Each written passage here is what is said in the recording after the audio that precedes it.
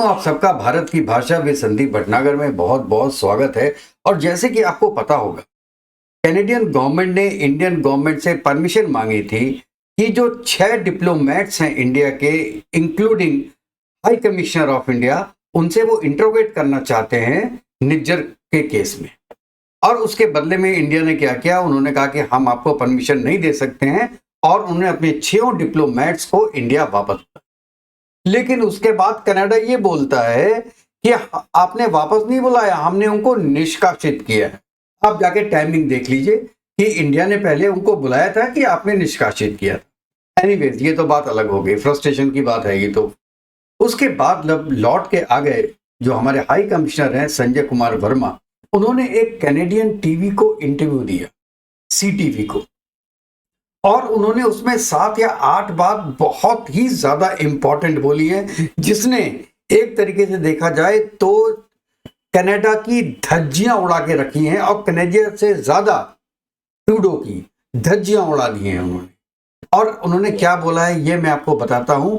मैं आपको टॉप 10 चीज उसकी आपको बताता हूं। एक तो उन्होंने ये सबसे पहली बात जो उन्होंने बोली है माफ कीजिएगा,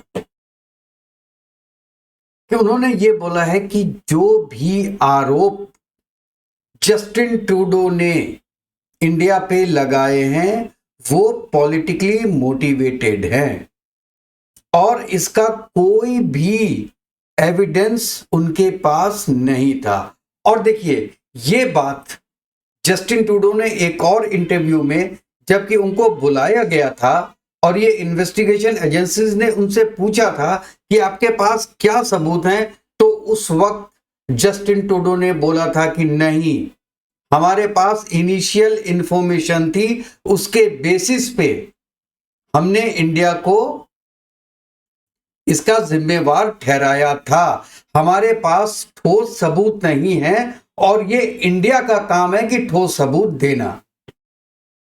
अरे पागल के बच्चे, जब तक ठोस सबूत नहीं था तब तक तुमने पार्लियामेंट में जाके इंडिया के अगेंस्ट में एक प्रोपेगेंडा कर दिया। मतलब इंडिया ने कुछ किया नहीं, और अब इंडिया आपको सबूत दे कि मैंने किया है, तब आप मानोगे कि इंडिया ने किया है, और फिर इंडिया को कटघरे में लगाओगे कि इंडिया ने किया है। मतलब इंडिया के साथ तो ये हो गया कि आप बैल मुझे मार।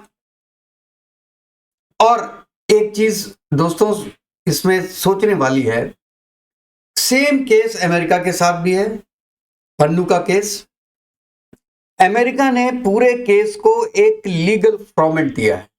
सही है या गलत है ये मैं अपने नेक्स्ट प्रोग्राम में कभी डिस्कस करूंगा, लेकिन अमेरिका ने इसको पॉलिटिकल इशू नहीं बनाया है, अमेरिका ने इसको इशू बनाया लीगल इशू। इसलिए इंडिया का रेस्पॉन्स लीगल है, लीगल पॉइंट ऑफ व्यू से इंडिया रेस्पॉन्स कर रहा है यूएस को।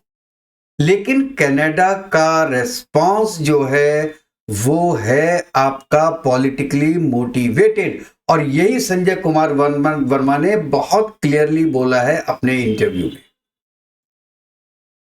और दूसरी बात जो वर्मा जी ने बोली है कि आरोप लगाना बहुत आसान है, उसको प्रूफ करना बहुत मुश्किल है। आप पहले प्रूफ करते, फिर एक इतनी बड़ी डेमोक्रेसी पे आरोप लगाते। और उन्होंने बताया कि ये जो कैनेडियन गवर्नमेंट है ये खालिस्तानी एक्सट्रीमिस्ट को सपोर्ट कर रही है, जो एक इलीगल काम में शामिल है, और इसीलिए इंडिया ने 27 टेररिस्टों का और एक्सट्रीमिस्ट का नाम भेजा है कनाडा को कि आप उनको इंडिया को डिपोर्ट करें, इंडिया को दें। अब इस पे कैनेडियन गवर्नमेंट क्या एक्शन लेती है ये मुझे पता नहीं है, क्योंकि वो दे तो सकते नहीं, लेकिन इंडिया ने विद प्रूफ उनको ये बताया है कि ये 26-27 लोग जो इंडिया में वांटेड है, वो इंडिया में आतंकवादी घटनाएं करा रहे हैं। और उसमें एक नाम पन्नू का भी है, जी पन्नू, जिसने आज ही बोला है कि नवंबर के महीने में 1 से 19 नवंबर में कोई एयर इंडिया के प्लेन में ना चढ़े, उसमें ब्लास्ट हो सकता है। उल्लू के पट्टे, तुम्हें कैसे पता ब्लास्ट हो सकता है? मतलब तुम ही कराओगे तभी तो पता है ना तुम्हें। या तो सोर्स बताओ कि किस सोर्स ने तुमसे कहा। इसका मतलब है कि ये लोग एक तरीके के एसेट बन गए हैं कैनेडियन गवर्नमेंट के और यूएस गवर्नमेंट के, केवल इंडिया को बैकफुट में लाने के लिए। और जो प्रोग्रेस इंडिया आज की डेट में कर रही है उसमें थोड़ी सी कमी आए, ब्रेक्स लगे। ये केवल ब्रेक है, ब्रेक के सिवा और कुछ नहीं है। और आप ये सोचिए, अमेरिका को जब मारना होता है तो बाहर जाके मार देता है। और ये बात संजय कुमार वर्मा ने भी बोली है कि हमको अधिकार होना चाहिए। अगर गवर्नमेंट ऐसा कुछ काम करती भी है तो भी उसको ये अधिकार होना चाहिए कि जो उसके दुश्मन हैं उनको वो खत्म करे, वो चाहे देश में हो चाहे वो विदेश में हो। क्या अमेरिका ने जवारी को नहीं मारा अफगानिस्तान में?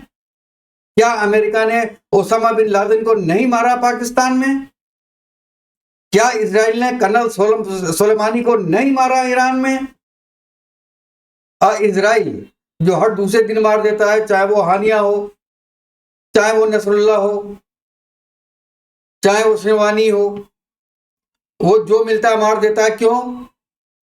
ये लोग, मैं इन तीनों की बात कर रहा हूं जिसको इजराइल ने मारा है, ये तीन आपके दुश्मन हैं, हमारे भी दुश्मन हैं, लेकिन 2 बिलियन लोगों के हीरो हैं।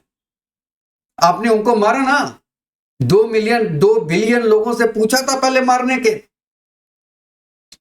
उनको तो वो पूज रहे हैं। आप पूरे वर्ल्ड में देख लीजिए, उनकी पूजा हो रही है।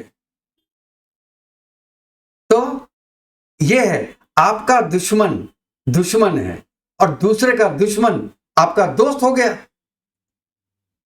और यही संजय कुमार वर्मा ने बोला है कि कैनेडियन एजेंसीज में कुछ लोग ऐसे हैं, गवर्नमेंट में कुछ लोग ऐसे हैं जो एंटी इंडिया एक्टिविटी कर रहे हैं।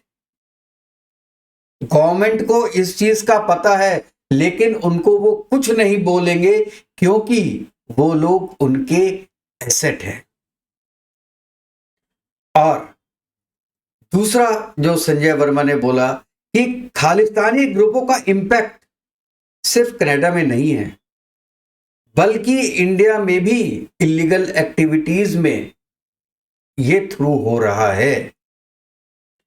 क्योंकि देखिए, इसमें बढ़ावा मिलता है। अब इंडिया में तो खालिस्तान की कोई चीज नहीं है, और वैसे खालिस्तान को मैं तो मानता नहीं। खालिस्तान कहां है? होगा तो कनाडा में ही होगा, या यूके में होगा, या यूएस में होगा। इंडिया में तो कहीं खालिस्तान नहीं है। इंडिया में तो पंजाब है। तो अब इंडिया के पंजाब को अगर आप खालिस्तान बोलना शुरू कर दें और उसका सपोर्ट करना शुरू कर दें, लेकिन अब कनाडा में अगर एक पूरा लाखों लोग को गवर्नमेंट का सपोर्ट मिल रहा है और एक तरीके से कैनेडियन गवर्नमेंट और यूएस गवर्नमेंट दोनों का सपोर्ट मिल रहा है, तो उसका इफेक्ट इंडिया में भी आएगा। जो कुछ थोड़े से इंडिया में जो आतंकवादी होंगे, जो खालिस्तानी होंगे, वो फिर अपनी एक्टिविटी करना शुरू कर देंगे। जैसे कि आज जो बांदीपुर में 7 वर्कर्स को मार दिया गया, उसकी जिम्मेवारी खालिस्तान ने ली है। अब बताइए, क्योंकि उनको सपोर्ट मिल रहा है दुनिया की डेमोक्रेसी से। वाह रे वाह, क्या डेमोक्रेसीज हैं जो किसी देश को तोड़ना चाह रही हैं। क्यों? क्योंकि इंडिया को वो उतना आगे बढ़ता हुआ देख नहीं पा रही हैं, इसलिए इंडिया को तोड़ना चाह रही हैं। और एक बात उन्होंने और बोली कि ये जो खालिस्तानी आतंकवाद है, ये केवल इंडिया के लिए नहीं है, ये कनाडा में भी परेशान करेगा।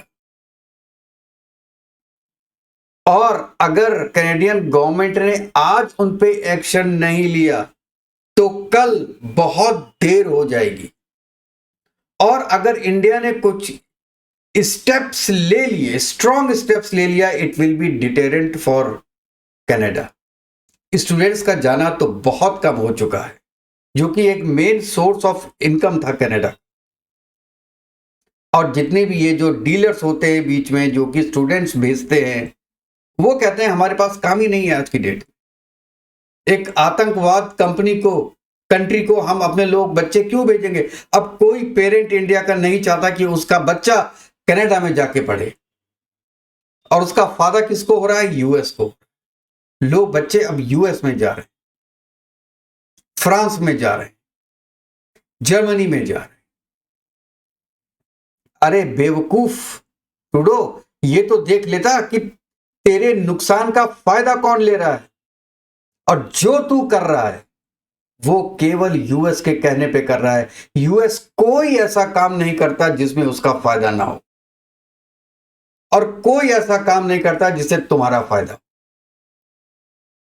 अगर आज भी तुम यूएस को नहीं समझे तो कल जब पछताओगे तब समझोगे। पछताओगे कैसे? जो आज पाकिस्तान समझ रहा है, चाइना समझ रहा है, रशिया समझ रहा है, यूक्रेन समझ रहा है, और कुछ दिनों में इजराइल भी समझेगा कि यूएस दोस्ती के लायक नहीं है। आप जब तक आपका काम निकलेगा वो आपके साथ है, जिस दिन आपका काम निकल गया वो आपसे राह अपनी अलग कर लेगा। तो दोस्तों, ये कुछ 7-8 पॉइंट्स थे जो कि मैं डिस्कस करना चाहता था। और निज्जर के बारे में भी ये तो सबको पता है कि 2020 में ही टेररिस्ट डिक्लेयर कर दिया गया था इंडिया ने। उसको नो फ्लाई लिस्ट में रखा गया था कैनेडियन गवर्नमेंट ने। उसके बैंक अकाउंट सील कर दिए गए थे। उसके बाद भी कभी भी ट्रूडो ने या कैनेडियन गवर्नमेंट ने ये नहीं बोला कि वो टेररिस्ट है। उसको ये बोला गया कि ये नागरिक है, कनाडा का नागरिक है। कनाडा का नागरिक था तो 3 बार उसकी नागरिकता को रिजेक्ट क्यों किया गया? कम से कम इतनी लीगलिटी तो होती जो यूएस ने की। यूएस ने पन्नू के बारे में बोला है कि ये सेपरेटिस्ट लीडर है, ये खालिस्तान बनाना चाहता है, लेकिन उससे ज्यादा यह है कि ये यूएस का नागरिक है। इसलिए हम एक्शन ले रहे हैं राजेश कुमार यादव पे। उस पर मैं एक अलग वीडियो बनाऊंगा। तो दोस्तों, अल्टीमेट जो मैं एंड रिजल्ट बोलना चाहता हूं कि ये टोटली एक हार होगी ट्रूडो की। एक इतनी बड़ी डेमोक्रेसी के साथ उसने एक तरीके की लड़ाई पैदा कर दी है, दुश्मनी पैदा कर दी है, जिसको भरने में सालों साल लग जाएंगे। और कनाडा एक बहुत प्रिय डेस्टिनेशन होता था इंडियंस के लिए, वो शायद अब कुछ दिनों में चेंज हो जाए।